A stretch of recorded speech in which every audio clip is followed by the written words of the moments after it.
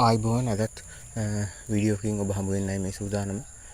අදත් විස්තර කරන්න බලාපොරොත්තු වෙන්නේ තවත් විවාහ ජීවිත දෙකක් අඩබන වෙච්ච අවස්ථාවක් මේ සෙක්ස් කටයුත්තක් පස්සේ ගිහිල්ලා එක දවසක සෙක්ස් කටයුත්තක් පස්සේ ගිහිල්ලා එක්කෙනෙක් නිසා එහෙම නැත්නම් පවුල් දෙකකට වෙච්ච සිදුවීමක් තමයි විස්තර කරන්න හදන්නේ. ඉතින් පුරුදු විදිහට මෙහින් එක චරිතයක් මම මට ආරෝපණය කරගෙන මේ කතාව විස්තර කරනවා. ඔන්න මම එක ආයතනයක සේවය කරන කෙනෙක්. මට දරුවෝ දෙන්නෙක් ඉන්නවා. ඊළඟට මට වැඩි ටිකක් බාල අපිත් එකට එක ආයතනයක වැඩගෙන තවත් අපේ හිතවතියක් අපි තුමු සහෝදරියක් කියලා. තවත් කෙල්ලෙක් කියලා හිතමු අපේ භාෂාවෙන්.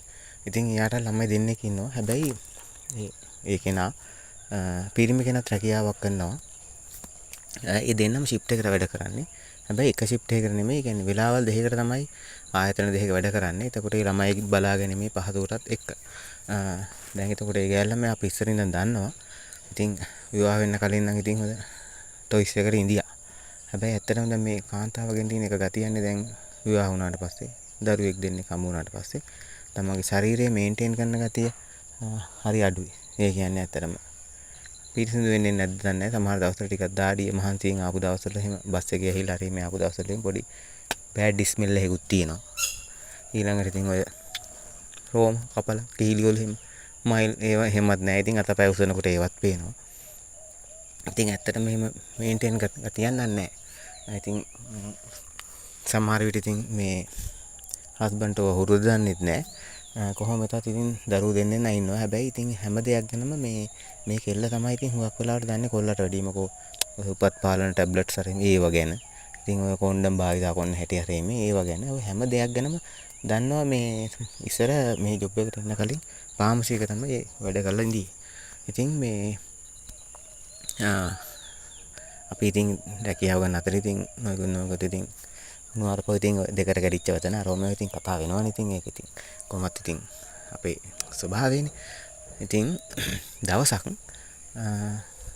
මහතෑගේ ඒක කියන්නේ පිරිමෑගේ මහතෑයට කොච්චර ලොකුද කෙට්ටුවෑගේ කොච්චර ලොකුද පොඩිද හරි මේ දවසක් කොහොම ටොපික් එකක් ගියා.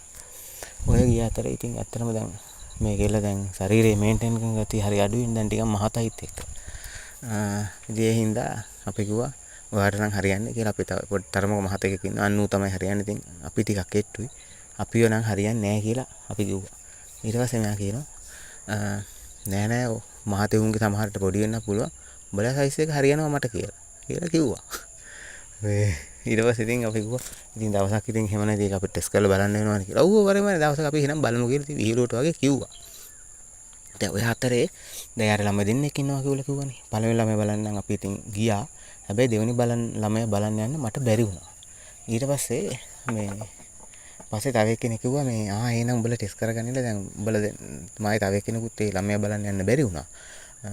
ළමයා බලන්න යන්න තියෙනවනේ ඒකම එහෙනම් ටෙස්ට් කරගන්න පුළුවන් නේ කියලා. ඉතින් ඔය කියන අතරේ දවසක් මෙයා නිකමට හම්බ වෙච්ච වෙලාවක එදාම කිව්වා ඉතින් ළමයා බලන්න එනවා වරෙන් ඔන්න ටෙස්ට් කරලා බලමු කියලා. මේ හස්බන්ඩ් නැති දවසක. හැබැයි ඇත්තටම දැන් මේ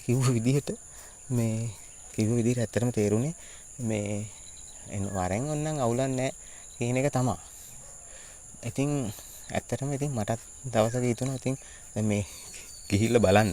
ඊයේ නැත්නම් ළමයි බලන්න යන්නත් බැරි වුණානේ. ඉතින් ඇත්තටම එයාගෙන් අහන්නේ ඊට පස්සේ හස්බන්ඩ් දවසක නැතේ කියලා කිව්වා මේ වැඩට යනවා කිව්වා. ඊට පස්සේ ඉතින් ළමයි දෙන්න එයා ඉන්නේ. ළමයා පන්තියකට යන වෙලාවකුත් නිකමට කතා බහින් දැනගෙන ඉතින් ඊට පස්සේ ගියා. ඊට පස්සේ ඉතින් පොඩි දරුවාට මම හිතන අවුරුද්දක් විතර නෙවෙයි ළමයා නිදාගෙන ඉඳී. ඉතින් ඊට පස්සේ මෙයා නාගෙන නම් තමයි ඉඳී ඉඳා. ඉතින් ඔහොම ඉතින් කතා කර ඉන්න ගමන් මේ එයාම මතක් කළා මේ හරි එදා කතා කරපු ටොපික් එක කියලා. ඊට පස්සේ මං කිව්වා අනේ ඉතින් ඔය බොරු කතා ඕනනම් මොනිට කෙනෙක් නෑ බයි. ඉතින් ඕනනම් අපි මේ හරි බලමු මම කියන කතාව ඇත්තද කියලා. හරි මේ කියලා කිව්වා මේ මට හරියන්නේ මේ කොයි වගේවද කියලා. ඕනනම් අපි එකපාරක් බලමු කියලා දැන් මිනිහා කියනවා. වරෙන් යන්න කාමරේට ගිහලා දැන් ඇත්තට කොල්ලෙක් වගේ කියලා කතා කරන්නේ. යන් කියලා. පොඩි එකා නිදාගෙන ඉන්නේ තව කාමරයකට ඉතින් ගියා. ගියාට පස්සේ ඉතින් ඇත්තටම මේ ඇඳෙන් ඉඳගත්තා. ඊට පස්සේ මේ එනවා එහෙනම් ටී-ෂර්ට් එක ගලවලා ඉන්නවද කියලා කිව්වා. පස්සේ ඉතින් ටී-ෂර්ට් එක ගලවන්න ඉතින් ලොකෝ ගලන්නේ මම ඉතින් ටී-ෂර්ට් එක ගලවලා දැම්මා. ඊට පස්සේ කොහොම හරි ඉතින් එයා මගේ කලිසමත් ටික පාත් කළා. ඉතින් දැන් මේ හැමදේම මේ channel එකේ විස්තර කරන්න බෑ මොකද YouTube restriction එහෙමත් තියෙනවනේ. ඉතින් ඔය අතරේ මම අර කිව්වනේ මේ කෙල්ලගේ අර මේන්ටේන් පැත්ත හරි අඩුයි කියලා. ඉතින් ඇත්තටම ඕන දැන් එයාත් එයාගේ යට ඇඳුම මෙහා මෙහා කරලා ගන්නකොට මේකේ කැලේ විමානයයි. ඊට පස්සේ මං කිව්වා ඉතින් යකෝ උඹලෝ කපන්නේම නැද්ද කියලා. අපේ මෑන්ට අවුලක් නැහැ කිව්වා මේ එයාට වැඩිය මටයි කිව්වා උමනා මේ මං කාන්ට වැඩේ කරගන්නවා කිව්වා එහා මෙහා කරගෙන. මං කිව්වා මට හරියට පැහැදිලිව පේන්නේ නැහැ බං කියලා. ඊට පස්සේ එන කිව්වා ටක් ගන්න අරන් වරන් කියලා මේ රේසරය. පස්සේ මං ගිහලා බාත්රූම් එකට ගිහලා රේසරයක් අරගෙන හිල්ලා ඒව ඔක්කොම කපලා කොටලා ගිය කරලා ඉතින් ඔන්න දැන් ඇත්තටම වැඩේ කළා. දේ ගන්න කිව්වා ඔන්න බලහන් මාතේන් වගේ නෙමෙයි මේ උඹලා සයිස් එක තමයි අපිට හරියන්නේ කියලා දැන් ඔන්න දැන් කියලා දැන් වැඩේ ඉවරයක් කළා. ඊට පස්සේ ඊට දවස් දෙකකට විතර පස්සේ වෙන්න බොලේ ගෙදර ගිනිපත්තු වෙලා මොකද වෙලා තියෙන්නේ දැන් හස්බන්ඩ් දන්නවනේ ඉතින් මේකගේ තත්ත්වය කපලා කොටලා කීයා වෙලා තියෙන්නේ කොහොමද කියලා තමයි කේස් එක ඇදලා අරන් තියෙන්නේ. ඊට පස්සේ ඉතින් කොහොම හරි පහන්න කරනකොට මේකිට ගහනකොට මේකිට තමයි පිරිමික් වගේ ගහනකොට කොහොම හරි ආවගේ ආයවගේ විතර හොයලා හරි මේ දැන් වැඩේ මාට්ටු වුණා. ඉතින් මාට්ටු වුණාට පස්සේ ඉතින් ඇත්තටම එක දෙක වෙනවනේ. ඒ කියන්නේ දැන් එක දෙක වෙනවා කියලා කියන්නේ මේක දැන් අපි කාලය තිස්සේ කරගෙන යනවා ඇති. අර මේ කියලා අන්තිමටම මේ ඇත්තටම මේ මිනිහට මේක එපා වෙලා තමයි තිබුණේ. ඒක නිසා ඉතින් උනේ මොකද මේ අරු මේකම දාලා ගියා ළමයි දෙන්නෙකුත් එක්ක. දෙන්නම ගෑනු ළමයි. ඊට පස්සේ ඉතින් ඒවටත් මම හිත වෙනම ඩිවෝස් කේස් එකක් යන්න ගියා. ඉතින් ඊළඟට දැන් දැන් මට දැන් ඒකත් බලන්න වෙලා තියෙනවා. දැන් ජොබ් එකක් කරන්න වුණාට ඉතින් ඇත්තටම දුක සැප බලන්න වෙනවනේ. ඊට පස්සේ අපේ ගෙදරින් ඊට පස්සේ ලීක් වුණා. ඊට පස්සේ ඉතින් ඇත්තටම පවුල් දෙකක් බලනවා කියලා කියන්නේ ගෙවල් වලිනුත් වෙන කේස්. හරිද අපේ ගෙදරින් මෙව්ව කියන්නේ ඩිවෝස් කේස් එකක් ආවේ නැති වුණාට අපේ වයිෆුන් නිතරම මේකට බකට් එක දානවා. අර මේ ගෙදර කිසිම සමගියක් නැහැ. ඉතින් ඕක තමයි ඉතින් කාරණාව අන්තිමට ඉතින් දැන් ප්‍රශ්න කියන්නේ ඇත්තටම සමගියක් නැති වෙනකොට හිතේ ඇති වෙන පීඩනය වුණත් ඒකත් ඇත්තටම මේ ඇත්තටම තරුණ වයසට නෙමෙයි ඇත්තටම තේරෙන්නේ සාමාන්‍ය ජීවිතය ටිකක් තලතුණා වයසට යනකොට තමයි ඇත්තටම තනි වෙනකොට ප්‍රශ්න වැඩි වෙනකොට හිතේ සැනසීමක් නැති වෙනකොට හිතට පීඩාවක් ඇති වෙනකොට ඇත්තටම ඒකත් ලොකු දඬුවමක් වගේ තමයි. ඉතින් ඇත්තටම මේ සිදුවීමත් ඉතින් ගන්න තියෙන්නේ. ඉතින් විහිළුතාලු කරන වෙන්න පුළුවන්, කතා බහ කරන වෙන්න පුළුවන්. නමුත් අපිට සමාජයේ නොයෙකුත් වැරදි දේවල් වලට පෙළඹෙන්න අවස්ථාවක් තියෙනවා, ලැබෙනවා. අපි දැනගන්න ඕනේ බුද්ධියෙන් ඒවා කොහොම හරි යටපත් කරගන්න. අපි හිතමු එක අවස්ථාවකදී දෙකකදී කෙසේ හෝ එහෙම ගැටලුවකට මුහුණ දෙන්න උනා කියලා එහෙම අවස්ථාවක මුහුණ දුන්නා. ඉතිරි එන ප්‍රශ්න ටික බුද්ධියෙන් බොහොම කල්පනාකාරීව විසඳාගත්තේ නැත්නම් අපිට ඊළඟට සතුටක් නෙමෙයි ඇති වෙන්නේ දුකක්.